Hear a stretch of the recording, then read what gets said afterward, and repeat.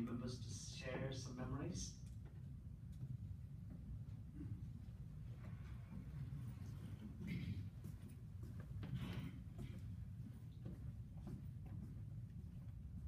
I'm Jim Skiles, the third and the youngest son of Frank and Darlene Skiles. I want to thank everybody for having taken time out of your busy morning to come to Frank's service. I know he would appreciate it very much, and I and the family do. Frank Loyd Skiles Sr. was born on June 30th, 1926 in Bromide, Oklahoma. And he was actually named after the famous architect, Frank Lloyd Wright. I asked him about that one time, and he said his mother saw the name in a magazine and really liked it and chose to name him that. The only difference is the Lloyd was spelled with only one L. I asked him why, and he didn't know. He was called Sonny by everybody in Oklahoma growing up, and every time we went to visit or we saw any old relatives, they always called him Sonny. And I always thought it was S-O-N-N-Y, Sonny, but I asked him one time, he said it's S-U-N-N-Y. So I'm still not sure whether to believe him, because all the people in Oklahoma still spell it the other Sonny, so maybe he was just pulling my leg, but he's known as Sonny by the entire family. He was delivered at home by his grandmother, and she also had a 6-month-old child who was the aunt of my dad. They grew up together, and they were nursed together by my grandmother. He used to like to tell the story of being nursed at the same time.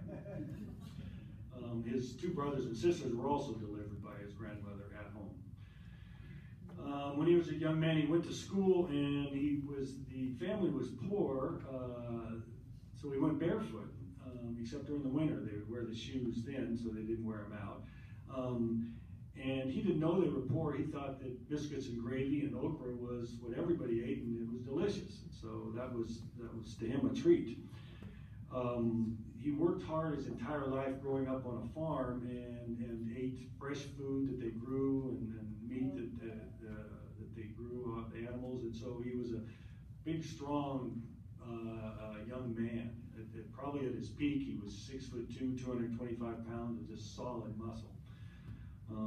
So from his upbringing.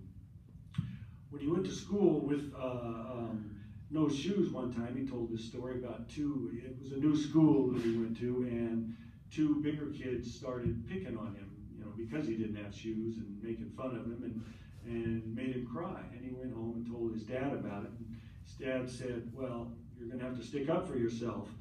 And he said, "But they're bigger than me." And he said, "Well, here, this will help." So his dad gave him, or tied a big lug nut on the end of a string and gave it to him. And he took it to school the next day. And sure enough, these boys started to pick on him. And he took the lug nut out, wham! Hit one kid upside the elbow there, and probably broke his elbow for all I know. But that was the end of the bullying. He never had a problem with them bullying anymore after that. He was a lover of history, especially the Civil War era. He knew just about everything about the Civil War. And he always was proud to have won a high school contest, a history contest for the county. He was a first-place winner in the county, and that was something that he often talked about and related that story. He was, consequently, he was very much a supporter of education, especially Catholic school education. I counted it up, and between his 4 children and his grandchildren that he helped support, he probably paid for 79 years of Catholic education in his life. At age 14, he left home for the first time. Can you believe that, at 14 years of age? And he hitchhiked to Texas. And he worked for a farmer and his wife down there, or a rancher down there, and they were a Catholic couple. It was the first Catholics that he ever met in his life. Eventually, they talked him into going back home. He asked him what he ought to do, and they talked him into going back home, go back and finish school. They were, as he told me later, they were his inspiration to become Catholic. He really liked the people, and he liked how they treated him, and and the other workers. And in 1950, he was baptized at St. Joseph's Church. So he was a member there pretty much for the last 67 years. In 1943, his family moved to Richmond to work in the shipyards during the war. And just shortly after he arrived, he met Darlene McClure, my mother, at a skating rink that was set up in a tent there. And a year and a half later, when he was 18 and she was actually only 16, she turned 17 the next day, they were married.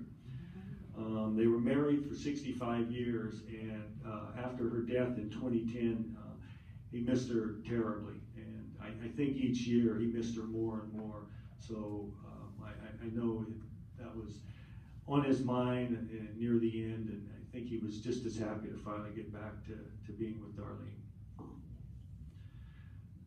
He tried to join in 1943, 44, he tried to join the Merchant Marines during the war, but he was only 17, and his father said no, he didn't want, he said that might get you killed, but at 17 and a half, he signed the papers and let him join the Merchant Marines. So during the late days of the World War II, about the last 6 months, he served in the South Pacific as a cook on a Merchant Marine ship. After the war, he and my mother moved to Alameda, where he was a carpenter, and then for a short time in Vacaville. And in Alameda and Vacaville was where he had his 3 sons. My oldest brother, Dennis, who died 2 years ago. Then my brother Loyd, who just played the song, and then me. We moved from Vacaville back to Alameda, where he was a carpenter, worked for the Bureau of Electricity for a while, and then eventually became a deputy building inspector in Alameda. We moved to Newark shortly thereafter, and he was the regular building inspector, and finally, after a year, we moved to San Luis Obispo and lived there for 4 years, and he was a chief building inspector. And it was in San Luis Obispo that the family adopted my sister Ellen. And she was just the apple of his eye from that moment on. I didn't know a man could spoil a child so thoroughly as my father did with our sister Ellen. We then moved to, from there we moved to Concord, where he was a building inspector, and then eventually they ended up back in Alameda, where he worked for almost 30 years for the city of Oakland as an electrical inspector. And they ended up in Alameda, living about a block and a half from where they had left 10 years before, and that's where they remained both to the end.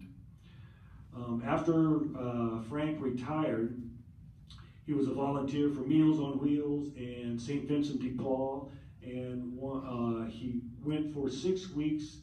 He flew to Denali Forest in Alaska and used his carpentry skills repairing some of the cabins and some of the benches and tables and things around the park there. And it was a labor of love that he talked about every time he gave him a chance. It was a wonderful experience for him when he was around 65 years of age. And I think he was proud to have done it, but he gained a lot out of it. I think it was a really wonderful way for him to begin his retirement. I had the pleasure of going with him very regularly on Thursday mornings. We would go for a walk, and then we would go out to breakfast just about every Thursday morning since my mother died, so for the last 7 years. When we first started, he was able to walk 4 miles, pretty good clip. Sometimes we'd even go up into the hills and walk around there, and he could handle it. But near the end, the last time I took him for a walk was in January, just after New Year's, and he was just able to make a 1/4 mile, roughly, about a 1/4 mile before we had to go back. So he'd slowed down quite a bit over the last 7 years. During that time, though, we taken different paths. We completely circled the island of Alameda.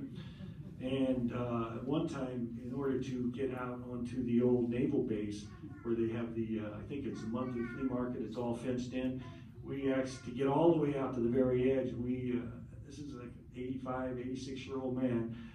We climbed over a 6-foot cyclone fence. And I said, Dad, you sure you want to do this? Oh, yeah, I can do this. So, all right. So I did it first and then kind of held my arms hoping he wouldn't fall, and he didn't. So we made it almost completely around every square inch of the circumference of Alameda Park. And we also did the same thing with San Leandro Bay. So we had a lot of nice walks. During that last walk, when you could only make a quarter mile, it was the 2 days after the recent presidential election, and I was extremely upset with the outcome. And I knew, because I'd filled out his ballot for him, we sat down, and I knew who he had voted for. And it was, he'd be proud for me to tell you, he voted for Bernie Sanders.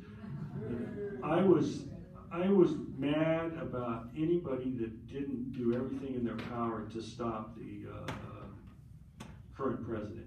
And that meant I was even mad at people that voted for Bernie Sanders because I felt that took something away. And I was just so angry, and for about 5 minutes I was just cussing at him and cussing at my brother Loyd because he did the same thing. And Loyd wasn't there, but I mean, I was really, just angry and just so upset. Finally, after 5 minutes, I settled down. We kept walking, and just before we went to the restroom, I apologized for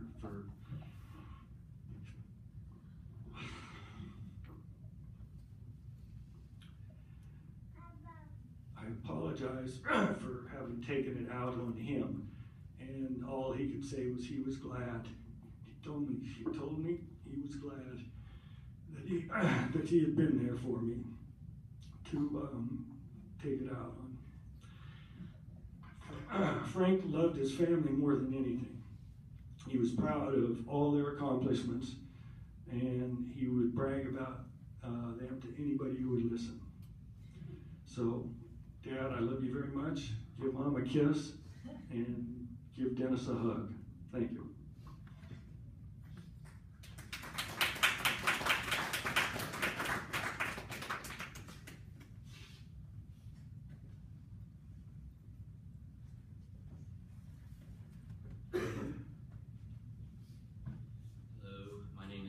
Loyd Skiles, and I'm Jim's son, actually.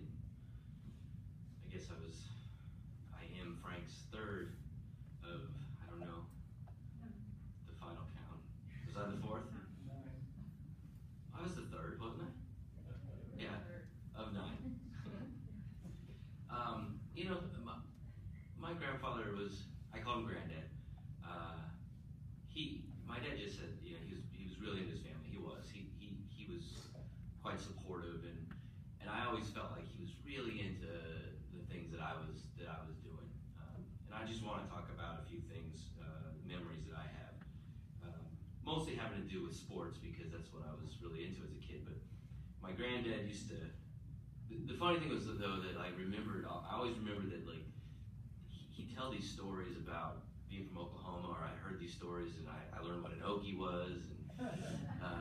And that was always kind of underlying the memories of my grandfather, because he was a unique character, I guess is a way that I would describe it. And I remember one time I was about 15 years old, and I was playing ball in San Leandro, and I was pitching, and there was a play at the plate, and I was backing it up, and my catcher got knocked over, and the ball was just bouncing there, and I went to scoop it up and tag the runner real quick. I didn't hear that the umpire had called him out already because he smacked my catcher, and I had my head down, and the next thing I know, I got kneed in the back of the head, and I actually blacked out for just a second. And I'm laying on my back, and one of my best buddies was the catcher.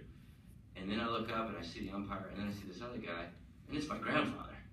And he had to come through the fence or something. I don't even know how he got onto the field. And I just remember thinking, Granddad, what are you doing here? I'm a teenager and I don't need my grandfather on the field. But he wanted to make sure I was okay. I was. I stayed in the game. He made a bat for me, actually. He was a carpenter and he was quite skilled with his hands. In fact, it's funny, my kids think that my dad is pretty handy.